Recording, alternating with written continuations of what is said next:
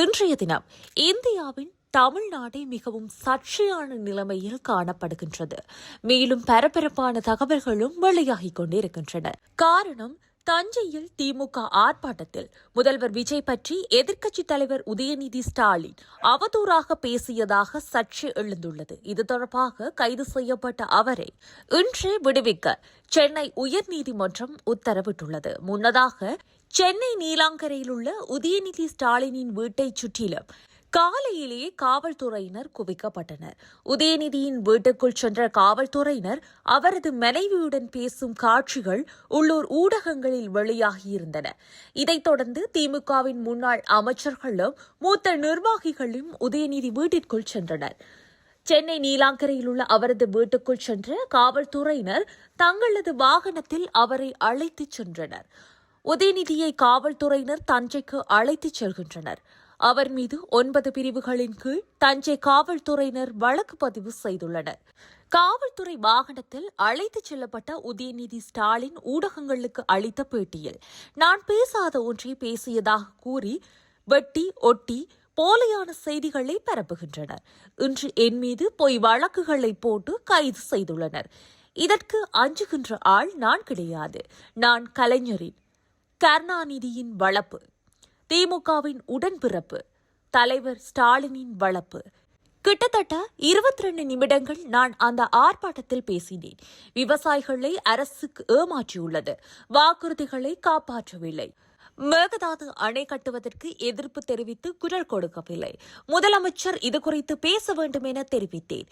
மு.க. ஸ்டாலின் என்று விவசாயிகள் துணை நிற்பவர் என்றும் பேசினேன். தற்போது தவேகாவினர் திசை திருப்பும் செயல்களில் ஈடுபடுகின்றனர். முதலமைச்சர், அமைச்சர்கள் எல்லோரும் ரீல்ஸிலேயே வாழ்கின்றனர் என தெரிவித்தனர். உதயநிதி ஸ்டாலின் கைது செய்யப்பட்டுவிட்டதாக அவரும் பிற திமுக தலைவர்களும் கூறும் நிலையில் இதுகுறித்து காவல்துறை சார்பில் அதிகாரப்பூர்வமாக எதுவும் தெரிவிக்கப்படாத நிலை நீடித்தது.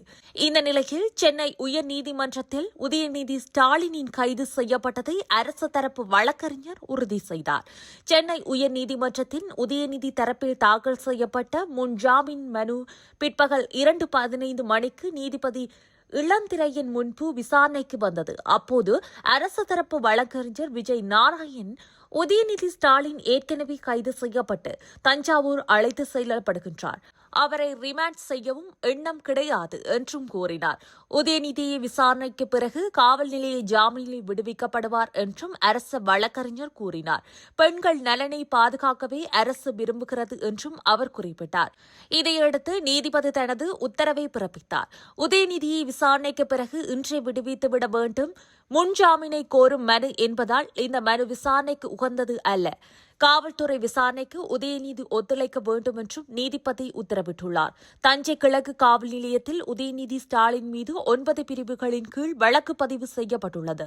அந்த பிரிவுகள் பின்வருமாறு: PNS 196 பகைமையை தூண்டுதல், பொது அமைதிக்கு பங்கம் விளைவித்தல். PNS 192 கலவரத்தை தூண்டுதல். PNS 352 பொது அமைதியை சீர்குலைக்கும் வகையில் ஒருவரை வேண்டுமென்றே அவமதித்தல். PNS 79 பெண்களின் கண்ணியத்திற்கு அல்லது மானத்திற்கு பங்கம் விளைவிக்கும் வகையில் பேசுதல். PNS 296B பொது இடங்களில் அருவருப்பாக பேசுதல். PNS 61 2 அல்லது அதற்கு மேற்பட்ட நபர்களை இணைத்து சட்டவிரோத செயல்களை செய்ய திட்டமிடுதல். PNS 351 ஒருவருக்கு மிரட்டல் விடுவித்தல். தமிழ்நாடு பெண்கள் வன்கொடுமை சட்டம் 4, தகவல் தொழில்நுட்ப சட்டப்பிரிவு 67. காவிரி விவகாரத்தில் தவேகா அரசை கண்டித்து தஞ்சையில் நேற்று திமுக சார்பில் ஆர்ப்பாட்டம் நடைபெற்றது. இதில் பேசிய உதயநிதி ஸ்டாலின், காவிரி குறித்து முதலமைச்சர் விஜய்க்கு கவலை இல்லை என்றும் அவரது ஒரே கவலை திமுக மீது வழக்கு போடுவதுதான் என்றும் குறிப்பிட்டார். பேச்சுக்கு நடுவே கூட்டத்தில் இருந்து எழுந்த முழக்கங்களை தொடர்ந்து அவர் குறிப்பிட்ட சில விஷயங்களே பெரும் சர்ச்சைக்கு வித்திட்டுள்ளன. அது முதலமைச்சரை அவமதிக்கும் விதமாக உள்ளதென தவேகா மட்டுமல்லாது பிற அரசியல் கட்சிகளும் விமர்சித்து வருகின்றன. அவை அடக்கமும் நாவடக்கமும் இல்லாத ஒருவரே நம் தமிழகத்தின் துணை முதல்வராக இருந்திருக்க முடியும் என்று கேள்வி எழுப்பியிருக்கும் அமைச்சர் என். ஆனந்த் மக்கள் எல்லாவற்றையும் பார்த்துக் கொண்டுதான் உள்ளனர் என்றும் தெரிவித்துள்ளார். இதேபோல் ஆதவ் அர்ஜுனாவும் ராஜ்மோகன் உள்ளிட்ட அமைச்சர்களும் உதயநிதி ஸ்டாலினின் பேச்சுக்கு கண்டனம் தெரிவித்துள்ளனர். பாஜகவின் மூத்த தலைவர் தமிழிசை சவுந்தரராஜன், தமிழ்நாடு காங்கிரஸ் தலைவர் மாணிக்கம் தாகூர் உட்பட பல்வேறு அரசியல் கட்சி தலைவர்களும் உதயநிதி ஸ்டாலினின் பேச்சுக்கு கண்டனம் தெரிவித்துள்ளனர். உதயநிதி மீது நடவடிக்கை எடுக்க கோரி தாவிக சார்பில் தஞ்சை கிழக்கு காவல் நிலையத்தில் புகார் அளிக்கப்பட்டுள்ளது. தாவேகாவின் தஞ்சை மாவட்ட மகளிர் அணி அமைப்பாளர் பைரவி அளித்த புகாரில் ஆர்ப்பாட்ட உரையின் போது கூட்டத்தில் இருந்தவர்கள் எழுப்பிய கோஷங்களுக்கு பதிலளிப்பதாக கூறி பாலியல் ரீதியாகவும் பெண்மையை கொச்சைப்படுத்தும் வகையிலும் உட்பொருளோடும் உதயநிதி பேசியதாக தெரிவித்தார். உதயநிதியின் இந்த உரை அடங்கிய 2 நிமிடம் 39 வினாடிகள் கொண்ட வீடியோவை திமுக ஐடியில் எக்ஸ் சமூக வலைதள பக்கத்தில் பதிவிட்டு பரப்பியதாகவும் அந்த புகாரில் தெரிவிக்கப்பட்டுள்ளது.